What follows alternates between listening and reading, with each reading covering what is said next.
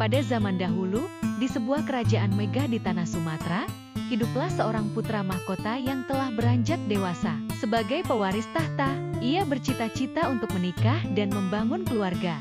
Tetapi hingga kini, ia belum menemukan wanita yang tepat untuk menjadi pendamping hidupnya.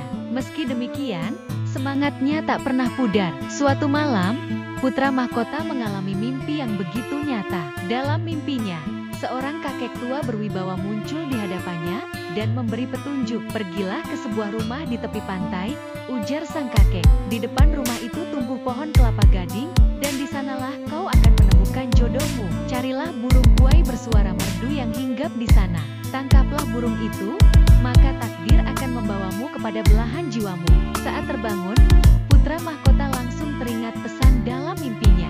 Tanpa ragu, ia memutuskan untuk mengikuti petunjuk tersebut. Setelah perjalanan panjang melewati hutan dan bukit, akhirnya ia tiba di sebuah rumah kecil di tepi pantai. Dari kejauhan, tampak pohon kelapa gading menjulang di halaman rumah, persis seperti yang digambarkan oleh sang kakek dalam mimpinya. Dengan hati penuh harap, putra mahkota menunggu dengan sabar, hingga akhirnya seekor burung buai yang bersuara merdu datang bertengger di dahan pohon. Tanpa menyia-nyiakan kesempatan, putra mahkota dengan sigap menangkap burung itu dan memasukkannya ke dalam sangkar yang telah disiapkannya. Ia pun membawa burung tersebut ke istana, tanpa mengetahui bahwa burung kecil itu menyimpan sebuah rahasia besar. Saat malam tiba, terjadi keajaiban.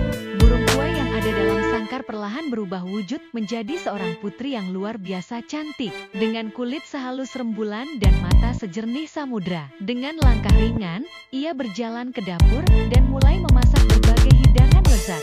Sebelum fajar menyingsing, sang putri kembali ke dalam sangkar dan berubah menjadi burung kuai lagi. Keesokan paginya, istana gempar. Meja makan penuh dengan hidangan lezat yang entah dari mana asalnya. Peristiwa ini terus berulang setiap malam, hingga akhirnya rasa penasaran membelayuti hati putra mahkota. Pada suatu malam, ia berpura-pura tidur dan mengintip dari balik tirai. Alangkah terkejutnya ia ketika melihat burung kuai berubah menjadi seorang putri jelita dan mulai memasak di dapur. Tanpa berpikir panjang, ia segera menyembunyikan sangkar burung kuai. Ketika sang putri hendak kembali ke wujud burungnya, ia tak bisa melakukannya karena sangkar telah hilang. Ketakutan, sang putri bersembunyi di dalam kamar. Namun, putra mahkota mendatanginya dengan penuh kelembutan. "Jangan takut," ujarnya. "Aku tidak akan membiarkanmu pergi lagi. Aku ingin kau tetap di sini bersamaku." Sejak saat itu, putra mahkota dan sang putri hidup bersama dalam kebahagiaan. Mereka menikah dalam sebuah pesta megah dan dianugerahi seorang anak yang tampan dan cerdas. Istana pun semakin semarak dengan kehadiran sang putri yang penuh kasih sayang. Namun, kebahagiaan itu tak berlangsung selamanya. Suatu hari, putra mahkota rindu mendengar suara merdu istrinya dan memintanya untuk bernyanyi di hadapannya. Namun, sang putri menolak dengan lembut.